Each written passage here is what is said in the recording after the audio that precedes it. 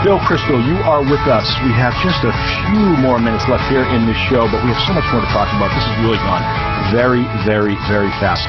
The Mueller investigation. You are part of a group that talks about the rule of law. In fact, it's called the Republicans for the Rule of Law. Right. Talk to me about that. Yeah, we set up this group as we did. Trump was attacking Mueller and Rosenstein and trying to say it was a witch hunt and unfair investigation. Republicans have always believed at their best in the rule of law, and Republicans, I think, didn't end up supporting Nixon when he really they were a little slow, but when it became clear that he really was lying and undercutting the rule of law, they rallied to the notion that he had to leave office. And since then, I think there's been a bipartisan attempt to try to sustain the rule of law with all the arguments we have about what the law should be, or interpretation sometimes, or execution. Mueller is an extremely serious, well-respected guy. He's running a totally legitimately set up and authorized investigation. There's plenty to investigate. He's got some indictments. It may end up not implicating Trump much. It may end up doing so. Let it go. And Trump's attempts to say witch hunt and end it and illegitimate and the personal attacks on not just on Mueller but on his deputies and others at the Justice Department really is bad for the respect for the rule of law and for our institutions of justice. And so I thought it was important that someone try to say, oh, hey, Republicans, let's remember we're supposed to be for the rule of law. And to be fair, some Republicans on the Hill have spoken up for Mueller. Even 4 Republicans in the Senate voted for legislation that came out of the Senate Judiciary Committee to protect Mueller. Mitch McConnell hasn't brought it to the floor. We put out some ads supporting that and so forth. But again, the degree to which people on the Hill, House Republicans I've known over the years, are now just spinning insane conspiracy theories about the FBI and Robert Mueller and the Justice Department is really bad. I mean, you can be critical of the FBI, you can worry about overreach and some of these things, but there's a pretty bipartisan tradition of not interfering in criminal investigations. At the end of the day, if it's gone too far, a judge will throw it out or it'll get overturned on appeal. That happens in various instances. You can introduce legislation to change some of the ground rules of these investigations, obviously, but to just trash it in the way that Trump and his apologists have, with no serious thinking about what does that do to people's respect for the law, which we all depend on. So that's why we started this group. And you're listening to William Kristol here on Sirius XM POTUS 124. Of course, Bill is the editor-at-large of the Weekly Standard. He actually founded the magazine back in 1995. It is still going strong. You know, when I think of conservative thought, I think of the Weekly Standard. I think of the National Review. I think of the Hoover Institution. I think of AEI. I used to think of the Heritage Foundation as a conservative think tank, but it's become more of a political operation, I think. So, Bill is certainly in that world of the thought leaders, we like to say here in Washington D.C. Okay, so late July, Bill, you tweeted out a front page of the New York Times from July 28, 1974. And you wrote, 44 years ago today, 6 of 17 Republicans vote for impeachment articles in the House Judiciary Committee. A reminder that House Republicans were and will be a lagging indicator. Yeah, I mean, we have this nice story we tell ourselves, and the Republicans especially do, about, you know, they really got together, went to the White House and told Nixon he had to go, which was true, but it was very late. And one does forget just how much we say American politics today is more tribal than I think it is, unfortunately. But there's always been that party loyalty side of it. Nixon had the support of about 50, the approval of about 50%, about half of Republicans, the day he resigned from office in August, right around this time of the year, actually, and 44 years ago. So there's just that tendency to want to believe in your guy, to want to believe the charges are unjust, to think of fanciful explanations. I remember this as a kid in college reading them, you know, about how Nixon really didn't know, even though John Dean said he knew, and so forth. And so in that respect, hoping that the House Republicans are going to just desert Trump because he has one defensive tweet or something, that isn't happening. I do think we've seen signs of erosion. We've seen on individual issues a bit of a willingness to turn against Trump, to criticize trade. On trade, right, and maybe on the rule of law stuff. NATO.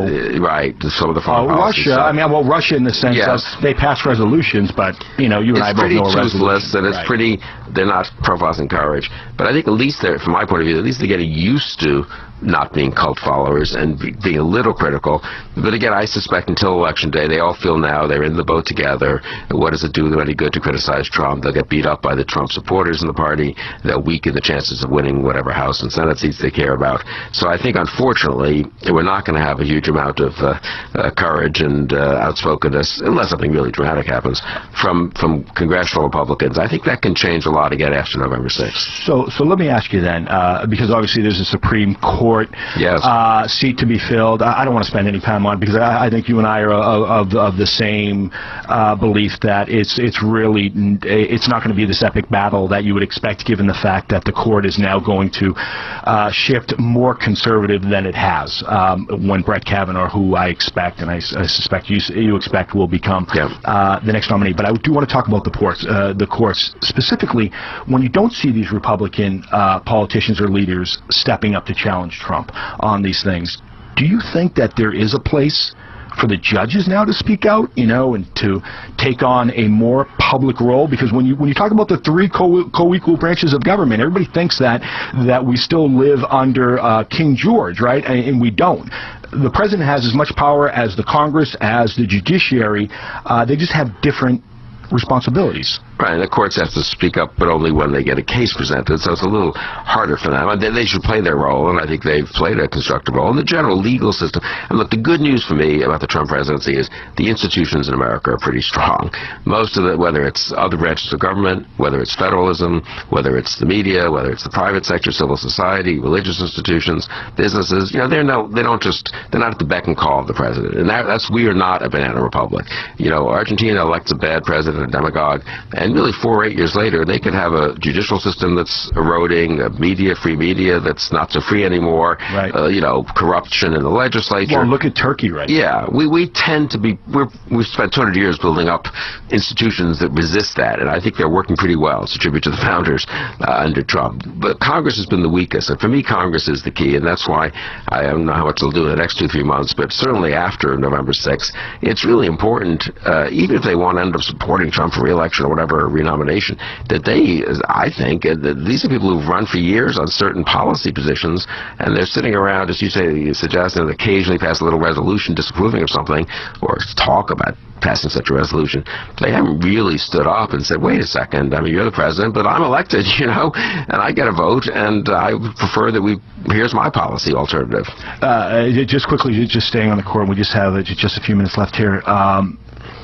John Roberts, now that the court will shift more conservative, what kind of role do you think that the Chief Justice will play? I think he'll be very concerned about the institutional legitimacy of the court, and therefore be a moderating force on people's efforts to, necessarily, not always, but he'll think hard about overturning long-established precedents, I think. Okay, Bill, so there was a story that came out from a news organization here in town called The Daily Caller. Right.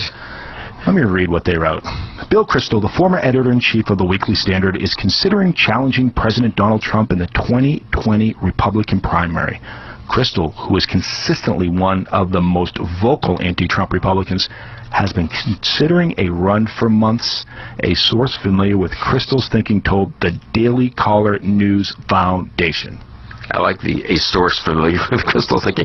It's kind of easier just to ask Kristol what he's thinking. I'm not a very hard guy to get in touch with. But this guy is, I don't really know. He emailed me, and I emailed back a semi-jokey thing about how, look, I'm not running for anything, but, you can never say never or whatever. And I'm very interested in helping find a Republican to run in the primary, or more than one, against Donald Trump. And I would prefer, and I expect it will be someone who's a senator or a governor or former something, or, obviously not someone like me. So the reason I'm sort of jokey about it, though, and didn't just say no, I mostly was just trolling a little bit, but also I do think it's important to keep open to remind people that, hey, you know what? It's a free country. It is legitimate to run against incumbent presidents in primaries. There's no law that every Republican has to roll over and say, and I see this a lot among people, well, of course he's going to be renominated. Well, to get back to earlier discussion, the last 3 presidents haven't had any really primary challenge. It's one reason they won re-election, probably.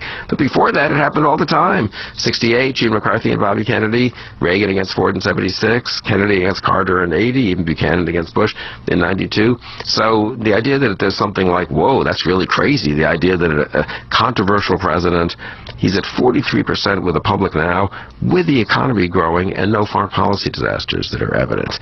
I mean, you know, what if something happens? I mean, I really think that the Trump strength is it's real, it's a little daunting, it's unfortunate in the sense of the tribalism and the cultism, but it also could change very quickly, I think. Okay, so just to be clear, you are not considering running for president. I'll let you know. I will if yeah, right. If the draft Kristol movement is just so massive, if there are 42 million people signing petitions, you know, I'll have to go to you and say I've got to step down from this panel, from Jake Tapper's panel, because I can't be on as the presidential candidate. Well, Bill Kristol is playing the politician that he has been deriding for so many years, the no-name politician that won't give the straight answer. He's having a little fun with this. He is not running for president. I believe that to be true. That's correct. But you know what, Bill, we do have to leave it here. This went by really, really fast. There's about 1,000 other questions I want to get to. Thank you so much for coming, and you have to come back. I'd love to. My pleasure.